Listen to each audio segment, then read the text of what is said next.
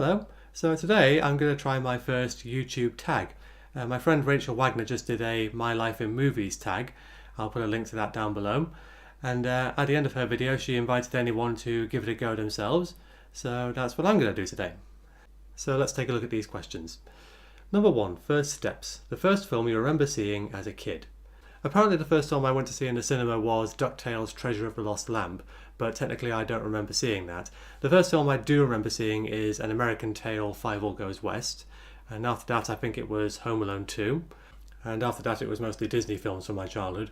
There was a time when I could count all the times I've been to the cinema, but those days are long gone at this point. Number 2, which actor/actress did you have a crush on? For my teenage years that would be Catherine Zeta-Jones, after seeing her in The Mask of Zorro. Number 3, bad choices, good outcomes. A movie you watched and ended up enjoying even though you wanted to hate it. Best fit for that would be the Dad's Army movie that came out in 2016. I mean, movies based on TV shows don't tend to be very good, so when I heard the idea I thought, oh god, that's going to be awful. It's going to be like a complete slap in the face to the original series. But by the time it came out I'd had the box set of the TV series for a little while and I'd been rewatching a lot of the old episodes and so I thought, well, I'm kind of in the mood to go see this film, and if it's not very good, I'll just have a really good scathing review from my blog. But I ended up really enjoying it. I mean, everybody else in the audience enjoyed it too. They were all laughing, and there was one guy who was quite close to me. It sounded like he was having an asthma attack because he was laughing so much. And I wouldn't consider it disrespectful to the show because the actors, they weren't really trying to copy the actors in the original show. They were more like giving their own take on these particular characters. So I did like that one very much, much more than I was expecting to. Number 4, first date. When you went on a first date, what movie did you see? Well, technically it wasn't really a date, it was more of a friendly thing, but I believe it was Pirates of the Caribbean, Dead Man's Chest. Number 5, home comforts. What movie reminds you of time with your family?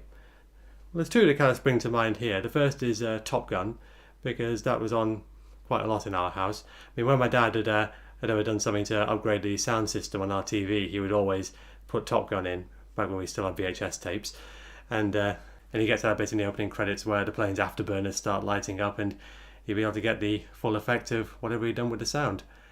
The other one would be Toy Story, because that's one where I definitely remember we all went to see it at the cinema, my mum, my dad and my sister and me.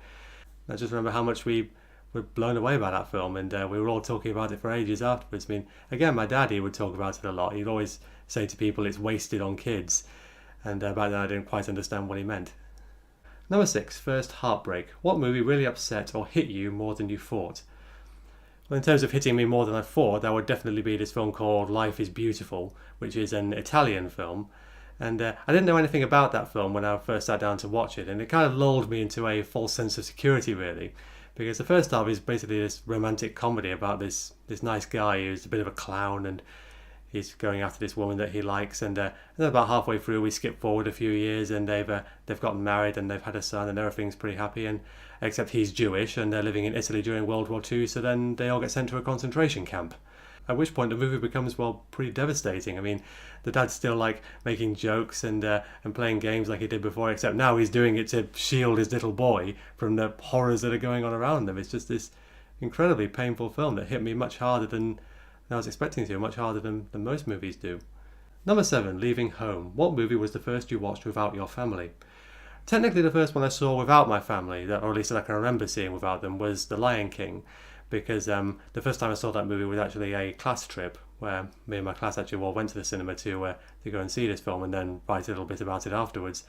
I'm not sure how many schools these days have class trips to the cinema, but that was what my school did at least once. And as for leaving home and going to university, the first film I went to see with the people I was in halls with was Wallace and Gromit, The Curse of the Were-Rabbit. And I think soon after that we had this quite nice day just before the Christmas holidays where we went down to the nearest multiplex, and in the morning we saw The Chronicles of Narnia, The Lion, the Witch and the Wardrobe. And after that we just spontaneously decided to just stick around for the afternoon and see Harry Potter and the Goblet of Fire as well. To my surprise I thought that The Chronicles of Narnia worked better as a film. Number 8, good times. What movie do you watch the most and why? Well, basically the films I can be most reliably counted on to watch every year would be the 4 that I have this tradition of watching every Christmas. There's Home Alone, Home Alone 2, The Muppet Christmas Carol, and the 1999 Christmas Carol film that stars Patrick Stewart as Scrooge. And those films I find just kind of get me in the proper Christmas spirit, so I always make sure to make time for those around the Christmas holidays. So, number 9, learn a new language. What is your favourite non-English language movie? That would be Amélie, which is if you haven't heard of it, it's a French film. It's this romantic comedy, and it's got this really great quirky style that I really enjoy, very unique. And me and Rachel Wagner, we actually did a video for our His Pick, Her Pick series where we discussed this one. And what else did we discuss? It was 500 Days of Summer. So I think that can be found on one of my playlists if you're interested in that. Number 10, can't leave the sofa. What series on TV got you hooked? Well, for getting me hooked, it has to be Game of Thrones. I mean, when I got the season 3 box set, I watched all 10 episodes in one weekend.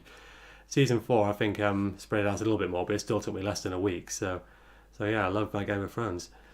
Number 11, sick day. What movie do you watch if you don't feel well to cheer you up? To be honest, I tend to watch more TV than movies when I'm not feeling well. But if I'm going to watch a movie, it's going to be something quite basic entertainment, just it's a nice little adventure that I can just sit down and be entertained by, something like The Avengers or the National Treasure movies. Number 12, looking to the future. What movies are you looking forward to seeing? The one I'm really excited for this year will be Spider-Man Homecoming, because I really enjoy Spider-Man, and I'm just looking forward to see how Tom Holland does in a full movie after what we saw in Captain America Civil War.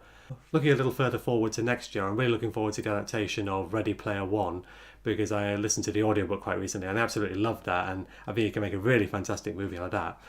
And also Jurassic World 2, though I hope they don't call it that because it's not really a very good title. Number 13, If Only. What old movie do you want to see remade? I might be cheating a little bit on this one because maybe you could better call it an adaptation, but I guess you could call it a remake because there's been so many movies made about this in the past. But I'd really like to see a Dracula movie that's properly faithful to the book. I mean, most Dracula movies, they tend to deviate quite heavily from the book. Even Bram Stoker's Dracula by Francis Ford Coppola did throw in this subplot about Mina being the reincarnation of Dracula's wife. But I would like to see some elements of the book being adapted properly, like Dracula being properly monstrous rather than this suave gentleman, and some of the heroes being done justice as well, particularly Mina, because in the book Mina is this very intelligent woman and very brave, and she does get sheltered a lot by the male characters, and yet still manages to make herself very useful, and you don't really get that in the film, so I'd like to see a film that did Mina justice. Number 14, End of the Road. What 3 films do you think you will always enjoy watching? Well, there are quite a few films that I think I'll always enjoy watching, but I think the 3 that I could probably most count on would be Titanic, Jurassic Park, and Apollo 13. And I think that's because those 3 films kind of centre around some of my biggest interests. I mean, I used to be very big on dinosaurs when I was younger, and then after I saw Titanic, I was very interested in that, and then I got this interest in space travel as well, and I'm still interested in those things today, so I think I'll still always have an enthusiasm for those particular films. So those are my answers to the My Life in Movies tag.